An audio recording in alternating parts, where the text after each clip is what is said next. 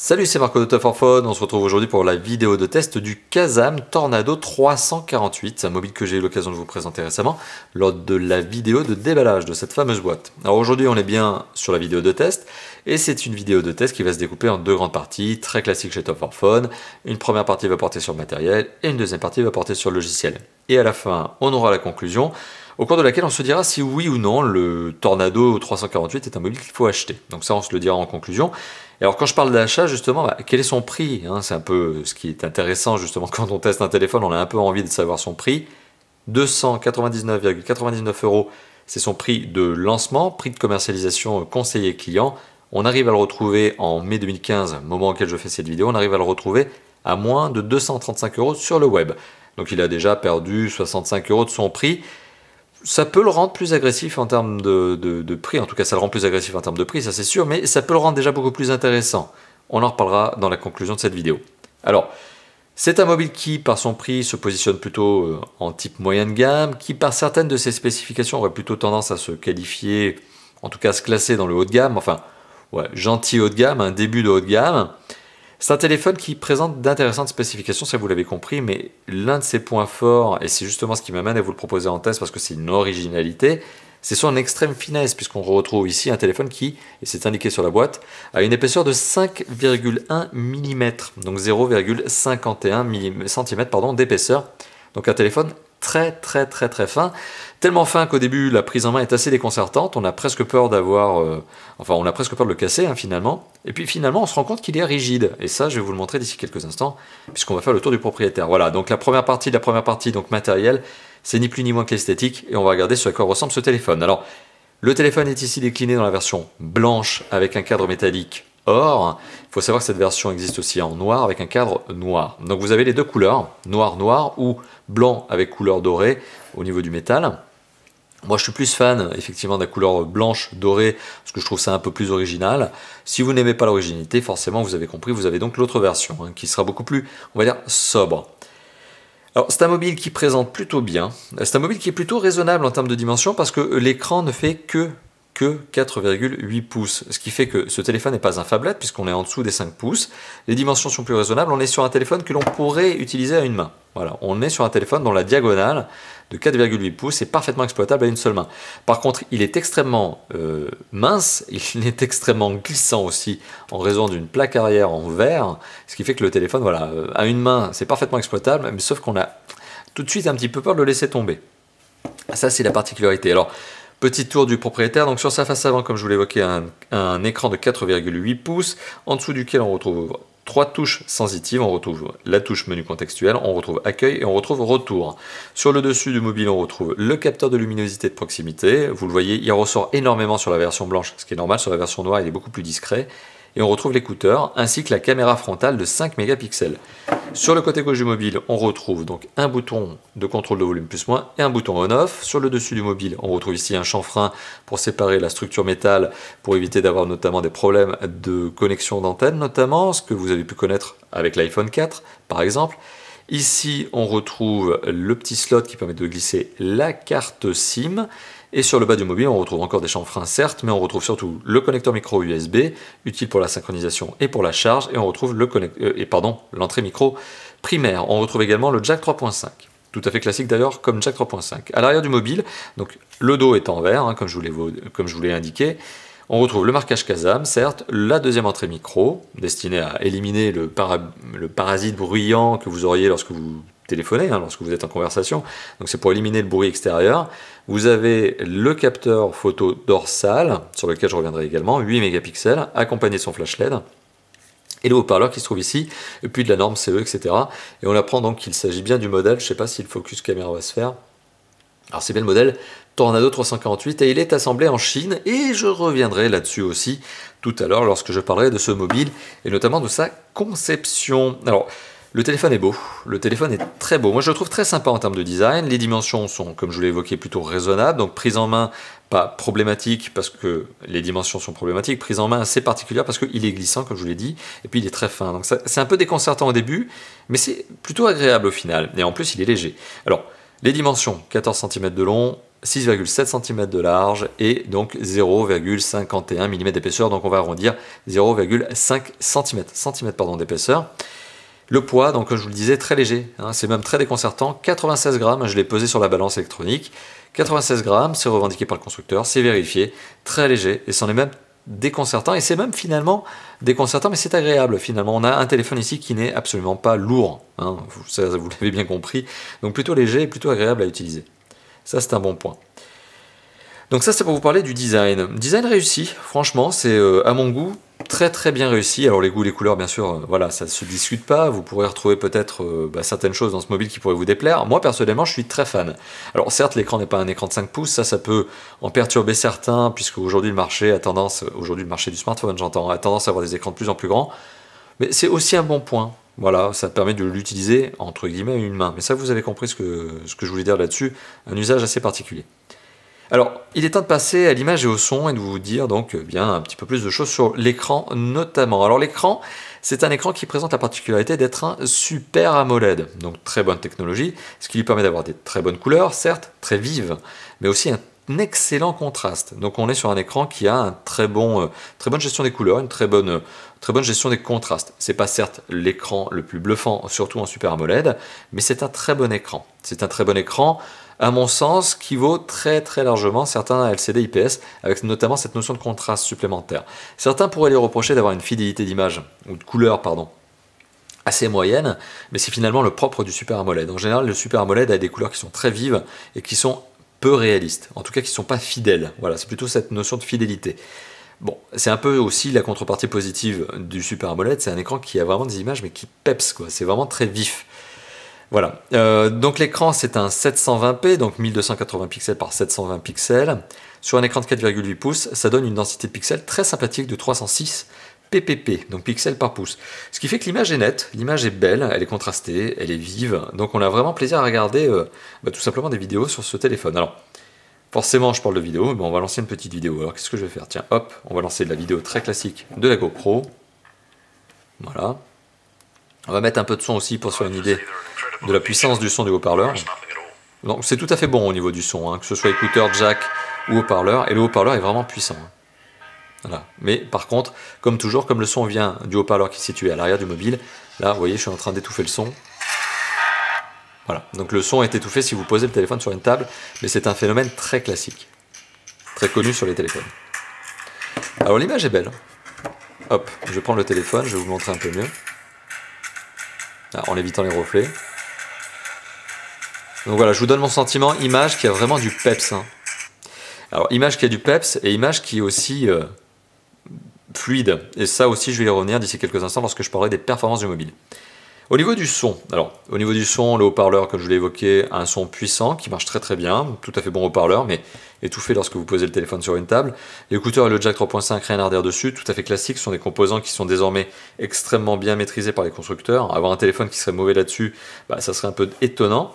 Et alors au niveau du son, il faut savoir qu'on a des petites options supplémentaires, alors, pour peu que je les retrouve bien sûr.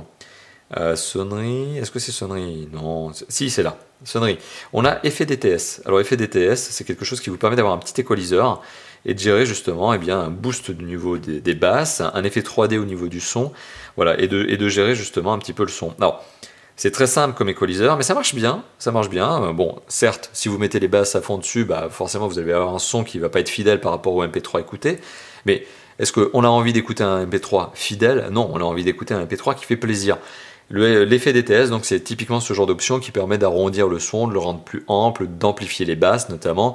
Et finalement, c'est une bonne option et elle est de base dans ce téléphone, donc on ne va pas s'en priver. C'est un bon point. Et d'ailleurs, ça fait partie des rares points, il faut le dire, des rares fonctionnalités qui sont apportées sur ce téléphone en plus du système d'exploitation de base. Voilà, donc la surcouche, je reviendrai là-dessus aussi tout à l'heure, elle est plutôt minime. Voilà, donc ça c'était pour vous parler d'image et du son. On est sur plutôt quelque chose de positif. Au niveau des performances du mobile, alors pour valoriser les performances d'un mobile, vous le savez, j'utilise un certain nombre d'applications, dont notamment Antutu. Alors Antutu, en espérant que le score ait été gardé, on va voir ça tout de suite. Combien trouve-t-on? Allez, on y va, on espère que Antutu se lance correctement. Bon, là, il prend son temps. Ah, il n'a rien gardé. Bon, allez, je vous le donne comme ça, en live. Le score 33 400 points. Donc 33 400 points, c'est le score d'un On va dire en 2015, c'est le score d'un bon moyen de gamme. Effectivement, le sens de l'histoire avec les téléphones devient de plus en plus performant, et le 33 000 points qui aurait été un bon score en 2014, très bon score d'ailleurs en 2014, devient un score de moyen de gamme, bon moyen de gamme en 2015. Donc c'est un très bon score de moyen de gamme. Et je vais revenir sur cette notion-là. Au niveau de l'image de la fluidité de l'image. Alors j'utilise Unreal Engine, pas du tout, j'utilise Epic Citadel qui est basé sur le moteur Unreal Engine, comme vous le savez. C'est une application qui commence à devenir un petit peu vieillotte, mais en tout cas qui marche très bien sur l'aspect calcul de la fluidité d'image. Et je suis arrivé sur un score très bon, un score très étonnant même d'ailleurs, que j'avoue n'avoir jamais rencontré chez Top 4 Phone.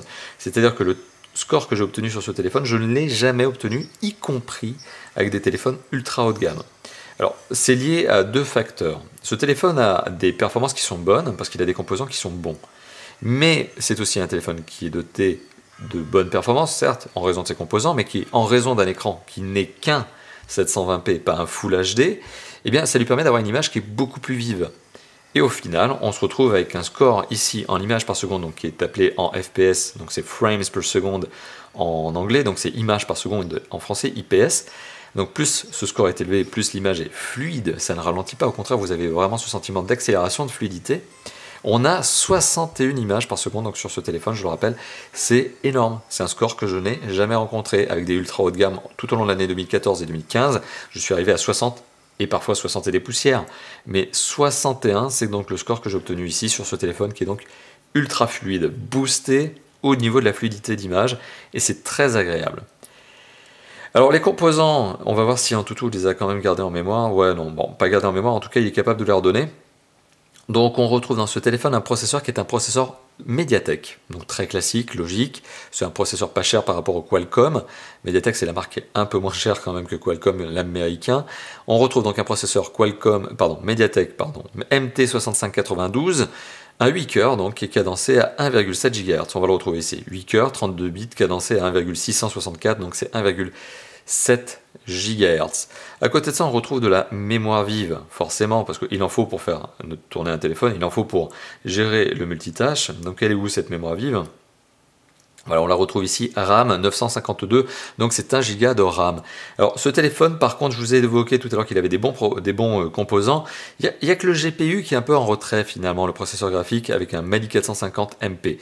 Voilà, bon, tout ça, ça veut peut-être pas dire grand-chose dans l'absolu, ça vous parle peut-être pas, mais bon, ce sont des bons composants. Il y a que le processeur graphique qui est un peu en retrait par rapport au reste, qui semble un peu étonnant, mais qui est pas mauvais. Et on a 1 Go de RAM, là où certains constructeurs auraient peut-être mis 2 Go de RAM. Mais dans l'absolu, c'est une composition assez harmonieuse, je trouve, assez homogène, et on se retrouve avec un résultat, comme je vous l'ai évoqué, qui est très bon au niveau des perfs. Au niveau de la mémoire de stockage, alors le téléphone dispose de, selon le constructeur, 16 Go de mémoire de stockage. Alors on le connaît, le 16 Go de mémoire de stockage, qui au final se transforme en, eh bien, pas 16 Go. Au final, les 16 Go de mémoire de stockage initiaux se transforment en... Alors, de mémoire, j'allais vous dire une bêtise, là je vais juste reprendre... Parce que j'ai peur de vous dire une bêtise. Moi, j'avais calculé 12. Voilà, c'est ça, c'est 12 et des poussières. Donc, on est sur une mémoire de stockage interne qui est aux alentours de 12 Go lorsque vous allumez le téléphone pour la première fois. 12,1 apparemment.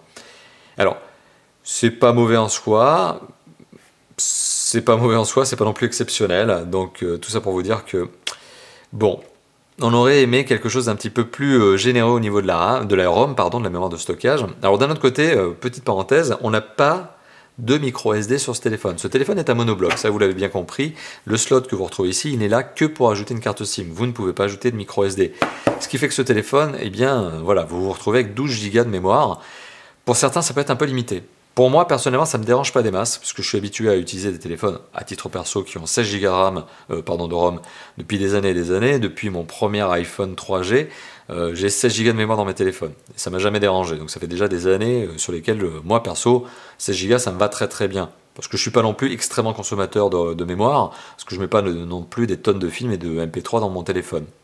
Après, pour certains utilisateurs, peut-être vous, ça peut être problématique. Et si c'est le cas, malheureusement, vous n'avez pas d'emplacement micro SD, on ne pourrait pas ajouter plus de mémoire. La seule contrepartie positive que vous ayez ici, c'est que le micro USB gère l'OTG. C'est un micro USB OTG, donc avec un adaptateur, vous pouvez brancher une clé USB. Le problème, c'est que brancher une clé USB sur un téléphone fin comme ça, dont le but c'est d'avoir le minimum d'encombrement, c'est pas forcément la meilleure des choses. Donc tout ça pour vous dire que au niveau de la mémoire de stockage, perso, moi je ne vis pas comme un problème, mais pour certains utilisateurs, peut-être vous, ça peut être embêtant. Donc c'est à vous de le mettre. D'ailleurs dans les commentaires, n'hésitez pas à le dire. Si 16 Go de RAM, et ben c'est 12 au final, c'est pas un peu faible. Alors, quatrième point finalement de ce test, c'est notamment, et donc le quatrième point notamment de la première partie, c'est la connectivité. Alors, ce téléphone, il a une bonne connectivité en termes d'accroche, c'est-à-dire qu'il n'y a pas de problème au niveau des accroches, que ce soit GSM, que ce soit web mobile, ou que ce soit Wi-Fi, ou GPS, etc. Les accroches sont bonnes, et c'est un peu ce que l'on demande finalement à un smartphone de nos jours, au moins avoir des bonnes accroches. Bon, il a quand même une faiblesse ce téléphone, c'est l'absence de 4G. Là où des concurrents qui sont proposés également à 300 € prix client, bon là on le retrouve à 235 celui-là, mais là où on a des téléphones qui peuvent proposer de la 4G à ce prix-là, eh bien ici on a que, entre guillemets, de la 3G. Alors certes, de la bonne 3G, mais ça reste de la 4G. Alors je fais une parenthèse supplémentaire, vous le savez, les statistiques en parlent, hein. Aujourd'hui, les consommateurs français, sur l'ensemble des utilisateurs de smartphones français, il n'y en a que 15% qui utilisent de la 4G. 85% des utilisateurs français n'utilisent que de la 3G. Perso, j'utilise de la 4G, donc moi ça commence à me manquer. Quand j'ai un smartphone qui n'a pas de 4G, ça m'embête un peu. Mais ça, c'est mon usage. Est-ce que vous, par exemple, est-ce que vous faites partie de ces 15% d'utilisateurs 4G ou des 85% d'utilisateurs non 4G, donc qui restent sur de la 3G? Ça, c'est à vous de le mettre encore une fois de plus dans les commentaires. Bon, si 85% des utilisateurs ne sont pas passés à de la 4G, c'est parce que ça leur fait pas de manque, ça leur procure pas de manque. Donc ce téléphone répond à cette demande. Si vous êtes habitué à la 4G, forcément, vous allez sentir ce petit manque de vitesse, et c'est un peu dommage. Voilà, donc il y a une faiblesse sur ce téléphone, c'est l'absence de 4G. Tout de suite, je vous le dis, hein, ça fera partie d'ailleurs des points que je vais évoquer en conclusion, c'est qu'il manque la 4G. Pour le reste, on a toutes les connectivités qu'on est en mesure d'atteindre sur un téléphone dit moderne. On a bien sûr du GSM quadriband, donc c'est un téléphone que vous pouvez amener partout avec vous dans le monde pour émettre, recevoir vos appels et vos SMS. C'est un très bon 3G. À côté de ça, il y a Wi-Fi, Bluetooth, GPS, GPS pour être précis, micro USB ou OTG d'ailleurs, radio FM. Il a la possibilité de faire de la radio FM. Mais alors pour ça, il faut brancher le kit piéton pour avoir une antenne. Voilà, donc c'est sans kit piéton, vous n'avez pas de radio FM, parce que la radio FM, elle nécessite, vous le voyez, de brancher le kit piéton. Voilà, donc dans l'absolu, une bonne connectivité, et dernier point supplémentaire, au niveau de l'accroche, au niveau notamment de la connectivité, c'est le DAS, le débit d'absorption spécifique. Alors, le DAS, qu'est-ce que c'est? C'est le score qui permet de valoriser un téléphone au niveau de l'émission d'ondes. Plus le DAS est élevé, plus le téléphone est de balance des ondes. Donc quand vous l'utilisez, il est potentiellement à terme dangereux pour la santé. C'est pour ça que les autorités européennes notamment ont imposé à tous les constructeurs qui commercialisent officiellement leur mobile en Europe de les tester et de les certifier et de les normer DAS. Voilà, de normer leur téléphone pour que le consommateur, vous, moi, sachions quel est le niveau d'émission d'ondes du téléphone. Alors, en Europe, on ne doit pas dépasser 2 watts par kilo, sinon on est disqualifié. Voilà, le téléphone n'a pas le droit d'être commercialisé. Bon, des téléphones qui sont disqualifiés sur le DAS aujourd'hui, il n'y en a pas. Les constructeurs savent quand même faire les choses correctement. Le but, c'est donc d'arriver le plus bas possible au niveau du DAS, donc d'avoir des téléphones qui émettent peu d'ondes pour avoir des téléphones qui sont, on va dire, bons pour la santé publique, ou en tout cas qui ne sont pas trop impactants pour la santé publique. C'est pas bon, parce que ça reste toujours nocif, dans l'absolu. On n'a pas d'études fiables, mais on peut se dire que c'est nocif. Et le DAS de ce téléphone est exceptionnellement bon. Encore une fois plus, ça fait partie des très très bons points. Le DAS de ce téléphone, c'est 0,247 watts par kilo. Donc on fait partie des très très bons élèves, même en 2015, parmi des très bons élèves qui sont commercialisés. Donc très bon point sur le DAS. Pas de 4G, mais on a, à contrario, on a un excellent DAS. Voilà, donc il est temps de passer à la deuxième partie de ce test, à savoir le système d'exploitation. Alors, les amateurs avisés l'auront reconnu, on est sur un Android. Logique quelque part, puisque Android, c'est ce qui permet de proposer des téléphones moins chers, et c'est surtout ce qui dote 80% des téléphones neufs de nos jours. Donc aujourd'hui, 80% de la production de smartphones est faite avec de l'Android. Alors on est sur un Android, sur lequel on va s'attarder tout de suite, puisqu'on va aller dans les menus paramètres, on va aller dans les paramètres du téléphone, donc on va aller dans les à propos, et on va regarder bien sûr que la version Android est une version KitKat. Alors il s'agit d'Android KitKat 4.4.2, donc c'est pas la 4.4.4, mais enfin peu importe, c'est pas très grave, et c'est pas la version 5.0 Lollipop qui vient d'être sortie il y a quelques mois, et qui est déjà en train d'être mise à jour en 5.1. Alors, vous l'avez compris, vous n'avez pas la dernière version à date d'Android. Est-ce que c'est grave? Pas du tout, j'insiste là-dessus, je le répète systématiquement lorsque j'ai un téléphone 4.4 qui m'arrive en test. Entre le 4.4 et le 5.0, il n'y a pas énormément de différence au niveau de l'utilisateur. C'est un très bon système d'exploitation, très connu par les constructeurs. Et maintenant, je vous donne mon point supplémentaire, alors qui n'est pas positif. Par contre, pour le coup, je doute sérieusement que Kazam mette à jour ce téléphone en 5.0. Ça, franchement, j'en doute énormément, parce que Kazam fait partie des marques, mais c'est très compréhensible, qui, une fois qu'ils sortent un mobile, font les mises à jour techniques nécessaires minimum. Donc il y a un suivi minimum sur le mobile, mais il n'y a pas de mise à jour, il n'y a pas de volonté de vous apporter une amélioration au niveau du système d'exploitation. D'autant qu'en plus, donc on est sur un 4.4.2 tout à fait basique qui marche très bien, sur lequel on a le Play Store qui permet de personnaliser le téléphone à outrance, sur lequel on a les applications Google de base et pas plus. Et donc ça a un avantage, c'est que ça fait que la surcouche, il y en a à peine. Donc ça prend pas beaucoup de ressources au téléphone, et pour le fonctionnement donc en RAM et aussi en espace de stockage en ROM, surtout que le téléphone, vous l'avez compris, il est limité en ROM. Donc ça c'est le point positif. Le point négatif, c'est que finalement il n'y a pas grand chose, voilà, c'est la contrepartie. Alors, qu'est-ce qu'il y a? Il y a ResQ, bon, ça permet tout simplement de gérer, on va dire, le service après-vente de Kazam sur votre mobile. C'est une sorte de mode debug à distance. On a le DTS, effet DTS que je vous ai montré tout à l'heure. Et qu'est-ce que l'on a d'autre? Qu'est-ce qui m'échappe? Qu'est-ce que l'on a comme fonctionnalité supplémentaire? Bon, on n'a rien. Voilà, bah, on a fait le tour, hein. Il n'y a rien d'autre, quoi. Il y a l'effet DTS, il y a ResQ, je regarde les applications avec vous, mais il n'y a rien, quoi. Tout ce que l'on voit d'autre, eh bien, c'est des applications qui sont proposées en natif par Google et qui sont créées nativement par Google. Oui, il n'y a rien, il y a Torch, mais bon, Torch, c'est pas, voilà, c'est pour transformer la flash LED en lampe torche. Et au final, les 4 applications que vous voyez ici sont des applications que j'ai ajoutées. Voilà. Donc, il n'y a pas grand-chose. Il n'y a pas grand-chose sur ce téléphone, donc il est vraiment quasi brut de décoffrage. Il y a du fond d'écran, ok. Il y a de l'habillage au niveau des icônes, voilà. Mais c'est tout. Il n'y a pas grand-chose de plus. Et encore, quand je dis un habillage au niveau des icônes, bah, c'est léger, hein, et très très peu. Hein. Vous voyez le menu paramètres, la fonction paramètres, c'est l'icône de base. Hein. Donc il y a vraiment le strict minimum. Mais c'est pas plus mal, encore une fois de plus. C'est pas plus mal. Ça permet au téléphone de fonctionner très très correctement, dans le sens où il n'est pas pénalisé par une surcouche qui aurait nécessité soit d'avoir de la RAM en plus, par exemple, et s'il y avait pas eu de RAM en plus, bah, ça aurait ralenti le téléphone. Voilà, donc ça c'était pour faire le tour du système d'exploitation, vous l'avez vu, hein, c'est allé vite. Hein. Mais il n'y a pas grand chose à dire, hein. Android vous connaissez probablement désormais, on ne va pas s'attarder des heures et des heures sur Android. Au niveau de l'usage, alors on va parler d'usage, on va parler notamment de l'autonomie, on va parler notamment tout simplement du capteur photo. Je ne vais pas rentrer dans le détail du lecteur MP3, du SMS, tout ça, parce que c'est devenu très classique de nos jours sur Android.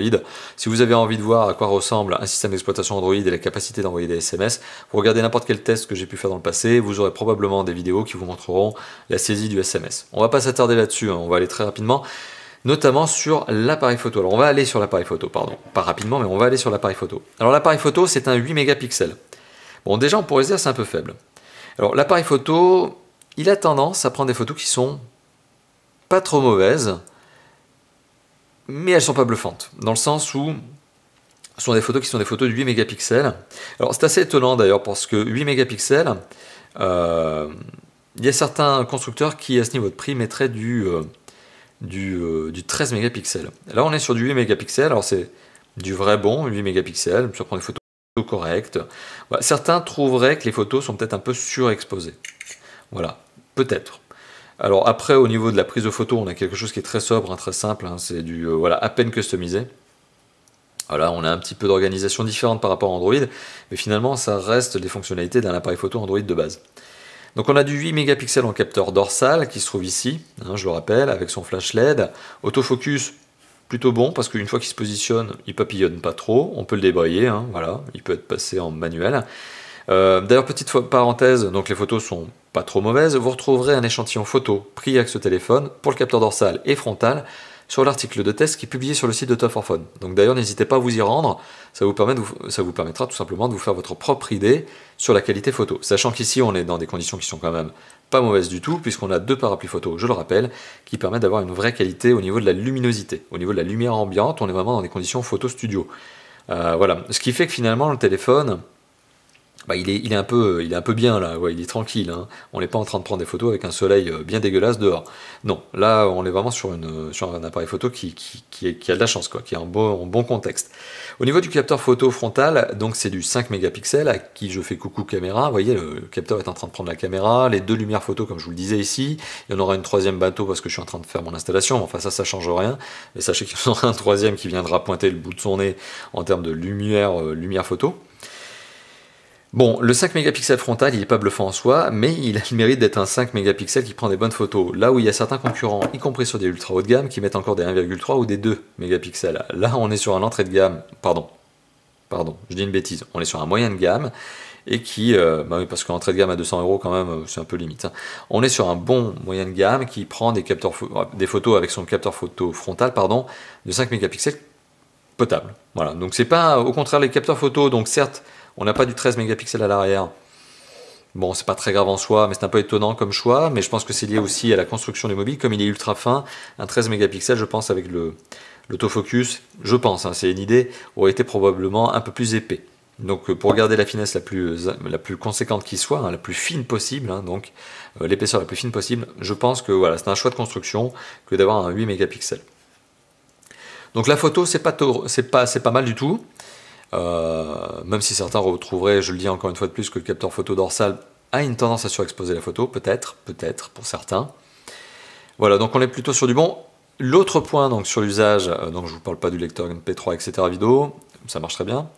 L'autre usage de ce téléphone, c'est au niveau de la batterie, donc voilà, c'est ce qui conditionne finalement l'autonomie du téléphone. La batterie 2050 mAh, c'est le minimum, hein. Vraiment au-dessous de ça, j'aurais trouvé ça scandaleux. Après, on est sur un téléphone ultra fin, donc c'est pour ça qu'ils ont mis une batterie de 2050 mAh. Ils ne pouvaient pas aller beaucoup plus loin, parce que bon, l'encombrement ne permet pas d'aller beaucoup plus loin. Par contre, l'autonomie de ce téléphone, c'est un point faible, clairement. L'autonomie de ce téléphone, c'est un point faible dans le sens où 1 heure de vidéo YouTube, par exemple, résolution HD, donc 720p, la luminosité, 50%, 50% de son, toutes les connectivités allumées, c'est 25% de batterie qui disparaissent, hein. Donc tout ça pour vous dire que c'est un téléphone qui a tendance à consommer de la batterie. Voilà, c'est un téléphone qui a une autonomie qui est assez faible, et c'est sans doute l'un des points faibles de ce téléphone. Alors, quand je dis assez faible, c'est un téléphone qui arrivera probablement à faire la journée en autonomie. Mais il ne faut pas espérer faire beaucoup plus, et si vous êtes consommateur notamment de vidéos, si vous aimez bien regarder des vidéos, donc, si vous aimez bien être rivé sur votre téléphone, envoyer des textos, etc., c'est un téléphone qui pourrait vous jouer des surprises et qui pourrait tomber en rade avant la fin de la journée. Donc soyons clairs là-dessus. C'est un téléphone qui a une autonomie qui n'est pas catastrophique, mais elle est vraiment pas bonne par contre. Elle n'est pas extrêmement mauvaise. Voilà, il ne faut pas tomber non plus dans l'absolu. Mais c'est un téléphone qui a une mauvaise, voilà, qui n'est pas extrêmement mauvais, mais qui a une mauvaise autonomie. Voilà, c'est pas exceptionnel, c'est dommage. Voilà, vous avez compris, j'ai du mal à retrouver des mots là pour ça, mais 25% d'énergie consommée pour 1 heure de vidéo. C'est clairement pas bon aujourd'hui, hein, en 2015, c'est pas terrible. Voilà, c'est pas terrible. Voilà, donc il est temps d'arriver à la conclusion de cette vidéo et de vous dire ce que je pense de ce téléphone. Bon, mauvais, mobile. Alors je fais un récap rapide au niveau du design, top du top. Moi perso, je suis très fan du design de ce téléphone. Et alors maintenant, pardon, je fais une parenthèse supplémentaire.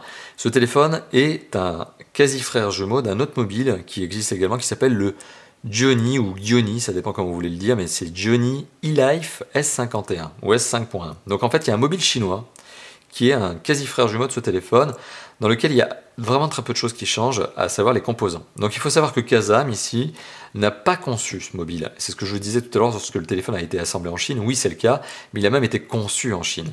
Et c'est pas les équipes de Kazam qui ont conçu ce mobile. C'est pas la première marque qui s'approvisionne sur un constructeur chinois et qui rebrande le téléphone. C'est pas la première fois que ça arrive. Il y en a d'autres, hein. Je citerai Wiko, par exemple, qui au final a été acheté par son fabricant qui s'appelle Tino. Voilà, donc il y en a d'autres, hein, des marques comme ça, hein. C'est pas le seul. Arcos fait exactement la même chose, etc. Donc toutes ces marques qui sont des marques que je qualifie de deuxième niveau par rapport aux grandes marques qui sont Samsung, HTC, LG, Nokia, qui ont leur propre design, enfin Nokia maintenant qui n'existe plus, Microsoft Lumia, pardon. Ces marques ont leur propre design, ces marques ont leur propre style, ils font les moules par exemple, les structures de fabrication, c'est leur propre design, je le rappelle, c'est leur plan. Ici, sur les marques de deuxième niveau, donc je le rappelle, Arcos, Wiko, Kazam, etc., toutes ces marques qui proposent des bons prix, et finalement sont aussi des marques qui proposent aussi des designs et des modèles qui sont issus de grandes chaînes de production chinoises et qui sont vendus sous plusieurs marques. En Europe, notamment, eh bien, ce modèle, il est vendu sous la marque Kazam. En Chine, il est vendu sous la marque Gionee. Et il y en a d'autres, hein. Il faut savoir qu'il y a d'autres marques qui ont commercialisé ce mobile. C'est pas un problème, hein, puisque ça reste un très beau design. C'est juste pour vous dire que ce téléphone, il existe sous d'autres marques. Bah, c'est pas très grave en soi. Donc très beau design, je vous le dis. Pour moi, ça ne change rien à mon aspect, à mon goût. Je le trouve bien fait, ce téléphone. Surtout que, ça je ne vous l'ai pas montré, mais il a une très bonne rigidité. Il a une très bonne rigidité, ce téléphone, c'est même bluffant. Bon, là, je ne vais pas y aller à outrance, parce que forcément, je vais arriver à le plier, je vais réussir à le casser, je pense. Et puis si je le casse, je pense que je vais me prendre des bonnes blagues avec le verre. Mais voilà, il a une bonne rigidité, c'est vraiment une bonne surprise. C'est vraiment une bonne surprise. Donc ça, c'est déjà un bon point. Au niveau des performances, on est sur un téléphone qui a des bonnes performances. On peut faire... Alors d'ailleurs, je ne vous l'ai même pas fait ça, je n'ai même pas montré. On peut faire tourner un Asphalt 8. Allez, je fais une parenthèse, parce que ça, je ne vous l'ai pas montré à l'occasion de ce test. Allez, ça va être un peu long. Allez, on va lancer Asphalt 8, en espérant que ça marche direct quand même. En espérant qu'il n'y ait pas une mise à jour obscure qui vient de se mettre dans le truc, là, qui me fasse faire un fail. Donc il y a un petit temps de chargement, ça c'est logique. C'est pas lié au téléphone, c'est lié à Asphalt, ça vous le savez. Ah bah hop, on se rattrape la séquence de redémarrage à total. Ça m'apprendra à reformater les téléphones à chaque fois. Ok. Alors par contre, on va couper tout de suite le son, parce que sinon on va se prendre un strike de YouTube en droit. Voilà. Hop. Et on y va. Voilà, ça m'apprendra à resetter le téléphone à chaque fois que je fais un test. À chaque fois que je fais une vidéo. Alors temps de chargement, on va laisser le téléphone charger le jeu, et puis je vais vous le montrer, mais vous allez voir, hein, c'est fluide, hein. Tout à l'heure je vous évoquais 61 images par seconde sur Epic Citadel, il est clair que ce téléphone, il a une image qui est hyper fluide. Ça rame pas. De toute façon, ça peut pas ramer, c'est pas possible.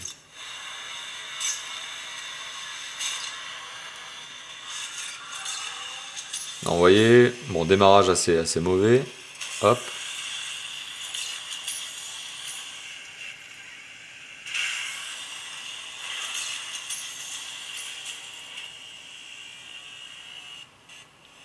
Voilà, mais vous l'avez vu, hein, c'est fluide, il n'y a pas de ralentissement, je percute les concurrents sans aucun souci. Voilà, bonne séquence de jeu, j'imagine, pour vous, qui vous prouve que voilà, c'est fluide. Voilà, donc ça c'était pour parler des performances. Au niveau de l'image et du son, très bon. Alors on n'est pas sur du Full HD, mais on est sur du HD Ready, sur un écran qui est 720p, 4,8 pouces, ça donne une très bonne densité de pixels, 306. Donc voilà, l'écran, l'image et le son, tout à fait bon. Tout à fait bon, vraiment très très bon. Au niveau... Enfin très très bon, le Full HD est très très bon, le 2K est très très bon, le HD Ready, donc 720p sur un écran comme ça, c'est Super AMOLED, c'est parfait, c'est nickel, il n'y a rien à redire. Donc voilà, au niveau du système d'exploitation, on se retrouve avec, je le rappelle, de l'Android, très légèrement surcouché, sur lequel il y a la seule fonctionnalité remarquable, c'est cet écoliseur que je vous ai montré tout à l'heure qui s'appelle effet DTS, voilà. Au niveau de la connectivité, on remarquera notamment le manque de 4G. Au niveau de l'usage, l'appareil photo, bon ça je vous en ai fait toute une tirade tout à l'heure, je vais pas revenir là-dessus, mais 8 mégapixels à l'arrière, ça peut gêner certaines personnes. Après dans la réalité, ça change rien. Et le 5 mégapixels en frontal, c'est une bonne idée. Et au niveau donc de la batterie, c'est là où il y a le deuxième problème de ce téléphone, et je vais l'évoquer. Le premier problème pour moi de ce téléphone, c'est le manque de 4G. Je trouve ça un petit peu dommage. Après, ça vous concerne peut-être pas, vous n'êtes peut-être pas un accro de la 4G, hein, la 3G vous conviendra peut-être parfaitement, mais je trouve que c'est un peu dommage. Donc c'est un peu le manque de ce téléphone. Déjà, primo, il n'a pas de 4G. Le deuxième point faible de ce téléphone, c'est finalement le manque d'autonomie. C'est vraiment quelque chose qui m'a désagréablement surpris sur ce téléphone. C'est pas catastrophiquement mauvais, mais c'est mauvais. Voilà, donc vous l'avez compris, là il y a quand même 2 points faibles. Il y a plein de points positifs, mais il y a encore 2 points faibles. Voilà, donc au final, est-ce que je vous recommande ce téléphone? Ça sera la conclusion de la conclusion. Est-ce que je vous recommande ce téléphone? Oui, parfaitement, bien sûr. Je vous le recommande si, par contre, vous avez un usage qui est plutôt raisonnable au niveau de l'autonomie du téléphone. Si vous matez 2 heures de vidéo par jour, vous allez vous sentir un petit peu à l'étroit avec l'autonomie de ce téléphone. Autre chose, si la 4G pour vous, c'est pas problématique, bah voilà, c'est typiquement un bon téléphone pour vous. Pour moi, ce sont 2 points qui sont quand même un petit peu embêtants. Voilà. Mais dans l'absolu, c'est pas non plus catastrophique et ça ne retire pas à ce téléphone tout son intérêt. C'est pour ça que je trouve ce téléphone finalement bon. Donc c'est pour ça que oui, je peux vous dire que vous pouvez l'acheter. Je vous le recommande. Après, voilà, comprenez bien ce que je suis en train de vous dire. Je vous recommande ce téléphone à l'achat. Je ne vais pas dire que c'est le meilleur téléphone du marché. en ce moment à ce niveau de prix. Mais le design, par exemple, est quelque chose de très sympathique sur ce téléphone et c'est peut-être quelque chose qui lui permet de s'extraire par rapport aux concurrents. Et c'est d'ailleurs pas peut-être, c'est sûr. Donc l'un de ses points forts, c'est le design qui va lui permettre de faire face à des concurrents qui, par exemple, auraient la 4G. Si vous achetez le Tornado 348, vous l'achetez principalement pour son design, pour sa très belle qualité d'image, pour ses performances. Enfin bon, quoi qu'il en soit, vous l'achetez principalement pour son design. Ça, c'est sûr. Voilà. Bon bah finalement c'est une vidéo qui aura duré, je le vois, près de 35 minutes. Je vous remercie de l'avoir visionné, hein, bien sûr, comme d'habitude. Merci de suivre Top 4 Fun. Vous êtes peut-être l'un des habitués qui a regardé constamment les tests de Top 4 Fun, et si c'est le cas, bah, ça nous fait plaisir. Si c'est pas le cas, bah, ça nous fait quand même plaisir que vous regardiez cette vidéo. Donc merci d'avoir regardé cette vidéo. N'hésitez pas à liker la vidéo, hein, ça nous fait toujours plaisir. Ça aussi, ça nous stimule, hein, ça nous pousse à vous faire d'autres vidéos, bien sûr.